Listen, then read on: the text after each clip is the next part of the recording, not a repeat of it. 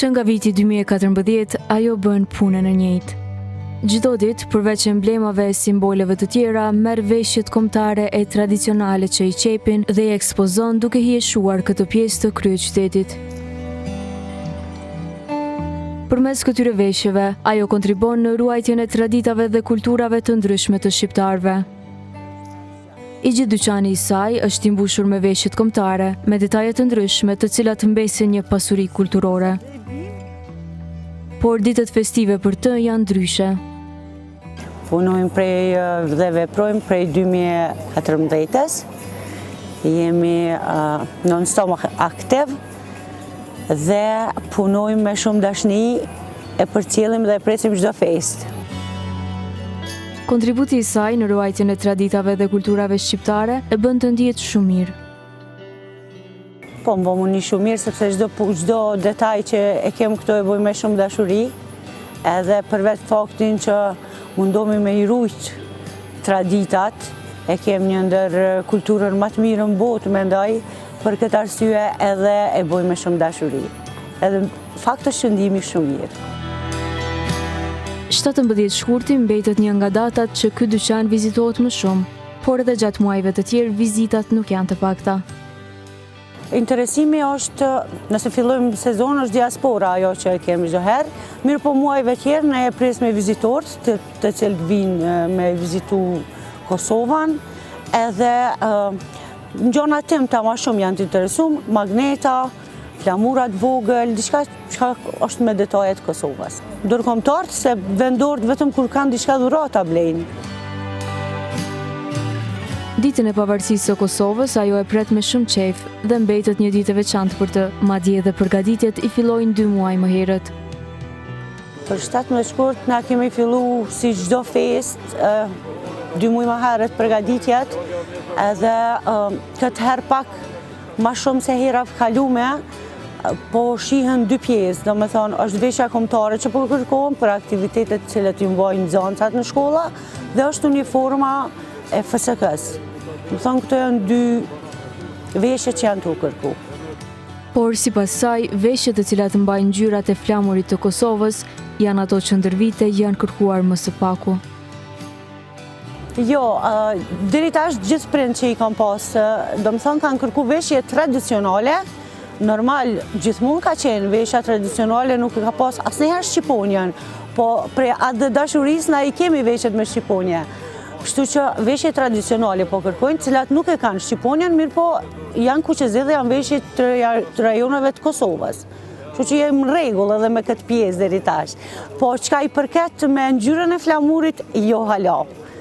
Është shumë herët, po mendoj se unë çdo vjet e kam prit këto që kanë me përqafu edhe këtë pjesë, po jo. Kemi punu dhe kemi bo qëndisje në veshje me të Kosovës, po jo, nuk është që po kërkohet.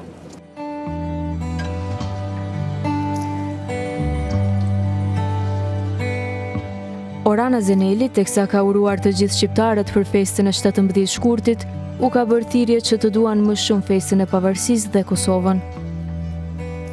Unë për shfrytëzoj rastin edhe me ju uru festën dhe ditën e 17 shkurtit, e cila është një ditë historike për ne, dhe me ju thonë të gjithëve që në vendin tonë ka që vogël është, po është me zemër të madhe, edhe na duhet me dasht.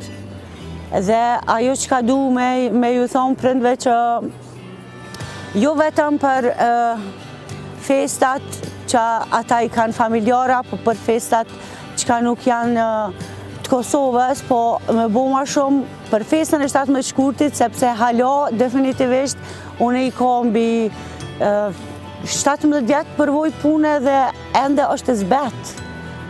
Këtu nuk jam pak e kënaqur këtë se e shoh që ka ende ngecje.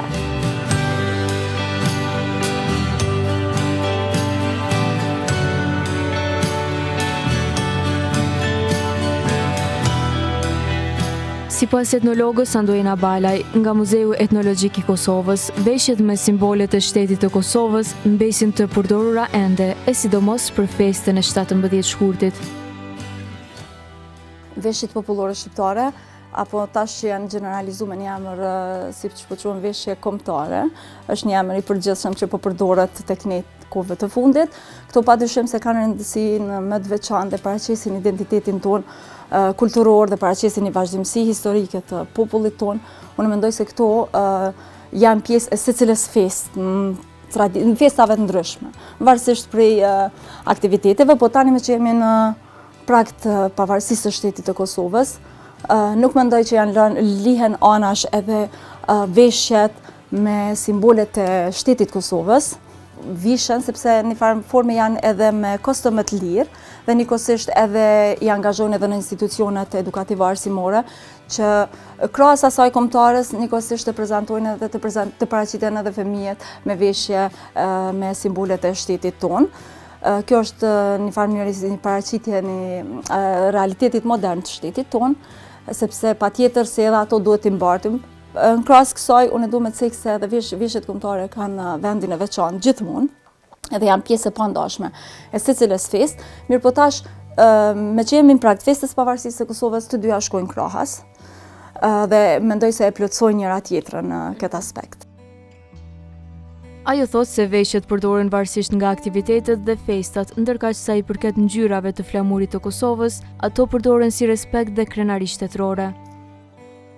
Varësisht edhe prej aktivitetit, varësisht prej, për shembull me rastin e festës flamurit, festës e 28 nëntorit, padyshim se gjithmonë janë aktive kudo, në secilin institucion paraqiten me veshje me ngjyrat flamurit, kuqezi me motive kombëtare, ndërsa unë mendoj se edhe tash në prag të festës së pavarësisë Kosovës, unë mendoj se akoma përdoren edhe veshjet tradicionale, po këtu kemi edhe veshje me motivet të shtetit, me motivet simboleve të shtetit tonë, zakonisht ngjyrat kaltër të verdhë edhe e bardhë që simbolizojnë, domethënë ngjyrat e flamurit të shtetit tonë. Këto veshje nuk kanë të bëjnë shumë me identitetin tonë, me traditat tona, sepse me traditat më tepër i kemi veshjet tradicionale, këto bartin vlerat trashëgimisë kulturore, bartin identitetin tonë kulturor, ndërkësh kur jemi te pjesa e